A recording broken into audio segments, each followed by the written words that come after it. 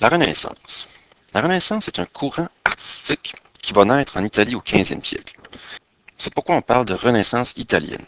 Ce courant est si important que les historiens vont donner le nom de Renaissance à la période entre 1400 et 1600. Sur cette ligne du temps, on voit la fin du Moyen Âge, qui se termine pour plusieurs historiens en 1492, année de la découverte de l'Amérique par Christophe Colomb, et le début des temps modernes. La Renaissance chevauche donc ces deux périodes historiques. Ce nouveau courant artistique commence dans la ville italienne de Florence. Sur cette carte, on peut voir l'Europe à la Renaissance. La ville de Florence se trouve donc ici. La Renaissance naît en Italie, puis est diffusée en Europe, notamment en France, aux Pays-Bas et en Allemagne. Cette diffusion s'explique par le fait que les artistes italiens travaillent partout sur le continent européen, et aussi car plusieurs artistes sont formés en Italie. De plus, les mécènes, ces personnes riches qui soutiennent financièrement les artistes, permettent de diffuser l'art de la Renaissance un peu partout. Au même moment, une nouvelle vision de l'homme apparaît. On l'appelle l'humanisme.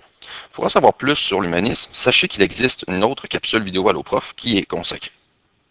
Les artistes de la Renaissance s'inspirent des œuvres de l'Antiquité. Leurs œuvres sont marquées par un souci du détail. Aussi, elles sont très réalistes, car les artistes recherchent la perfection et veulent montrer la beauté du corps humain. Les artistes et les architectes vont aussi s'inspirer de l'Antiquité où la symétrie était très présente, contrairement à l'art gothique au Moyen Âge. De nouvelles techniques artistiques sont également mises au point, comme la perspective et le sfumato. La perspective, c'est une technique qui s'inspire des mathématiques. Elle permet aux artistes de représenter la profondeur dans un tableau. Les lignes bleues et rouges que l'on voit ici convergent vers un point au centre de la peinture qui s'appelle le point de fuite.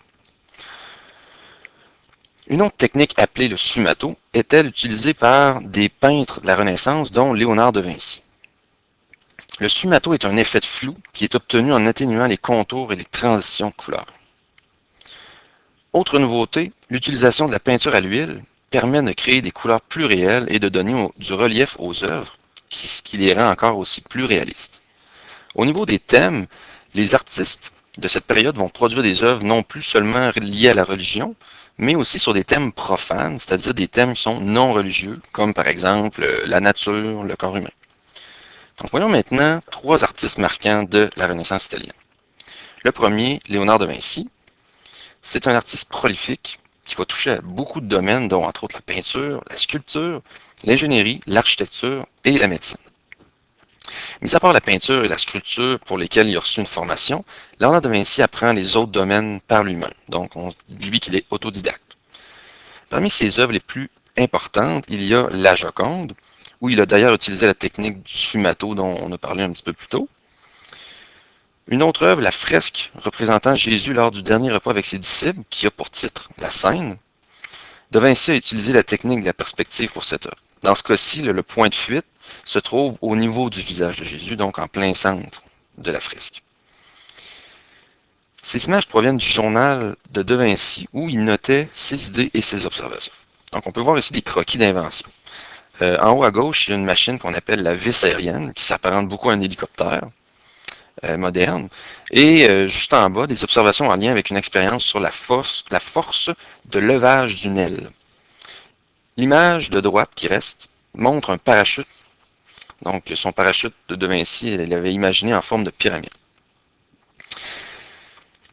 Une autre page ici, on voit l'intérêt qu'avait de Vinci pour l'anatomie et le fonctionnement du corps humain. Donc, un autre artiste très connu, autre que de Vinci à l'époque, c'est Michel-Ange. Michel-Ange, c'est un peintre, c'est un sculpteur et aussi un architecte. Il a réalisé lui aussi des œuvres marquantes comme celle de la Pietà et de la statue de David. Donc la Pietà, vous avez à gauche, et la statue de David qu'on a à droite. Le corps humain y est représenté avec un très grand souci du détail. Ici, il s'agit du plafond de la chapelle Sixtine au Vatican. Les différentes peintures représentent la Genèse ou le récit de l'origine du monde créé par Dieu. Un autre artiste important de la Renaissance italienne est Sandro Botticelli. C'est un peintre, un dessinateur et aussi un graveur.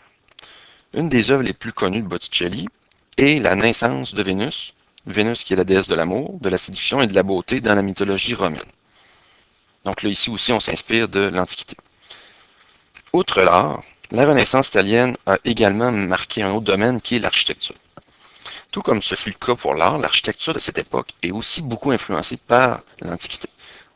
Et ça, on voit ça parce qu'il y a plusieurs éléments d'architecture qui sont empruntés à cette période-là et qui sont intégrés aux constructions durant la Renaissance. C'est le cas notamment des colonnes, des frontons. Les frontons, c'est les parties supérieures des façades des bâtiments. Souvent, ils ont forme de triangle. Et aussi des dômes, qui sont des toits de forme arrondie. On va les voir là, sur une photo pour bien distinguer ces trois éléments-là.